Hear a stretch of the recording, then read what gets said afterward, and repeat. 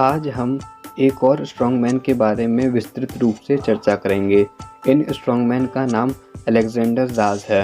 ये बहुत ही शक्तिशाली थे, इसलिए इनको शक्तिशाली देह की वजह से सैमसन भी कहा जाता है। अलेक्जेंडर ज़ाज़ ही फादर ऑफ आइसोमेट्रिक एक्सरसाइज हैं, यानी कि जो आइसोमेट्रिक एक्सरसाइज है वो अलेक्जेंडर ज़ाज़ ने खोजी थी। उन्हीं के द्वारा पता चला था कि कोई आइसोमेट्रिक एक्सरसाइज होती है और जिसको करने से शरीर का विकास होता है। आइसोमेट्रिक एक्सरसाइज का सबसे बड़ा लाभ ये होता है कि ये हमारी टेंडन्स को स्ट्रॉन्ग बनाती है और टेंडन को स्ट्रॉन्ग बनाने की वजह से व्यक्ति जो है वह शक्तिशाली बनता है। सैमसन का जन्म 6 मार्च 1888 को विल्नस में हुआ था।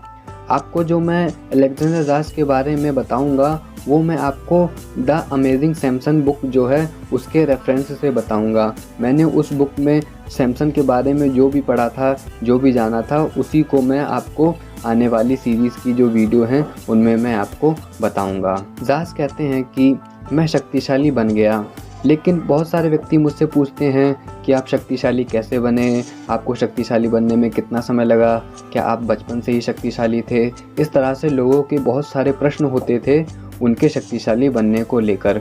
तो फिर ज़ाज़ कहते हैं कि इन्हीं सारे प्रश्नों का उत्तर देने के लिए मैंने बुक लिखी, और ये जो बुक लिखी है इसमें मैं स्वयं आपको बताऊंगा कि मेरे साथ क्या क्या हुआ था, मेरा बचपन कैसा बीता।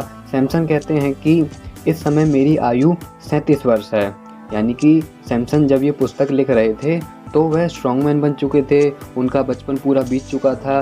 तो फिर वह अपनी शुरू से लेकर के अंत तक की कहानी वह बताते हैं इस पुस्तक में। तो इस समय सैमसन की आयु 37 वर्ष है।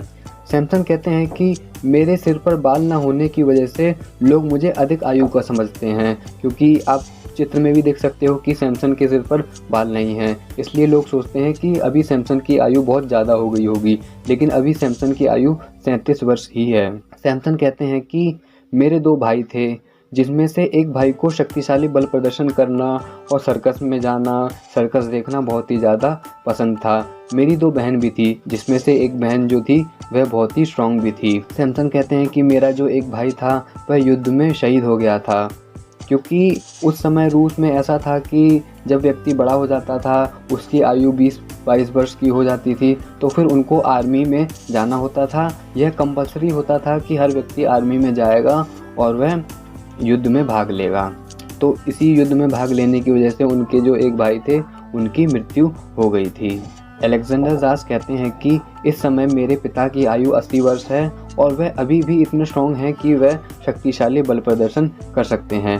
अलेक्जेंडर ज़ाज़ कहते हैं कि मेरे पिता का कोई यह प्रोफेशन नहीं था कि वह सर्कस में काम करते हों या फिर वह अधिक शक्तिशाली हों, बल्कि वह जानते थे कि शक्तिशाली बनना अलग बात होती है, लेकिन उनका जो मुख्य व्यवसाय था वह खेतीबाड़ी करना था, मवेशियों को पालना था। और उसके बाद जो पशुओं के जो मेले लगते हैं, जिनको पशु मेला कहा जाता है, वहाँ पर वह अपने पशुओं को बेचने के लिए भी जाया करते थे। तो उनके पिता का जो मुख्य व्यवसाय था वह खेतीबाड़ी ही करना था।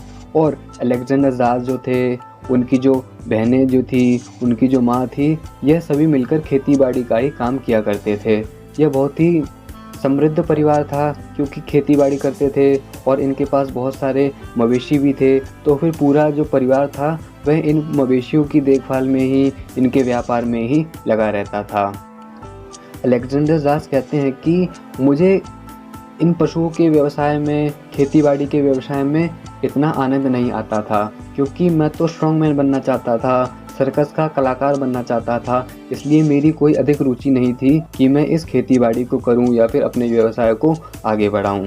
अलेक्जेंडर ज़ाज़ कहते हैं कि जब हम अपने व्यवसाय के लिए खेतीबाड़ी में काम करते थे तो फिर हम बिना वस्त्रों के ही खेतों में लगे रहते थे। आगे ज़ाज़ कहते हैं कि मेरी आयु बढ़ रही थी, मैं थोड़ा बड़ा भी हो गया था, तो फिर पिताजी जो मुझको पैसे जमा कराने के लिए बैंक भी भेजा करते थे, और तो और जो मवेशी होते थे उनको चारा देने के लिए और जंगलों में जाने के लिए मुझे प्रोत्साहन करते थे, ताकि मैं इन मवेशियों को लेकर बाहर जाऊं, इनका व्यापार करना सीखूं, और भी तरह तरह के जो भी महत्वपूर्ण काम होते थे वह पिताजी मुझसे करवाया करते थे। आगे की वीडियो में और हम जानेंगे कि अलेक्जेंडर ज़ाज़ अपने बारे में क्या कहते हैं। इस वीडियो को यहीं पर हम समाप्त करते हैं।